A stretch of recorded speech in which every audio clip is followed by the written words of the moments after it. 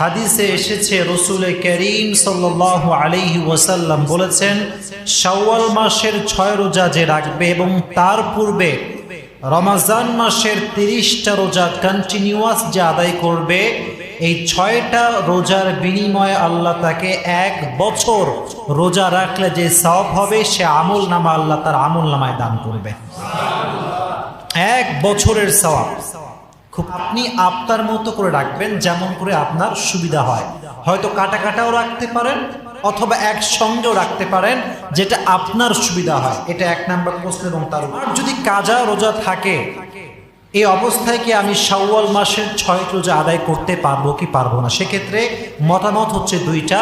কেউ কেউ বলেছে পারবেন, কেউ কেউ বলেছেন পারবেন না। তবে সেক্ষেত্রে উত্তম যে মতামত সেটি হচ্ছে, কাজা রোজা রেখে কখনোই নফল রোজা আদায় করা যাবে, মানে ফরজ কাজটা আগে। ফরজ কাজটা কখন? আগে। নফল তো পরে, নফলের স্তরটা অনেক পরে।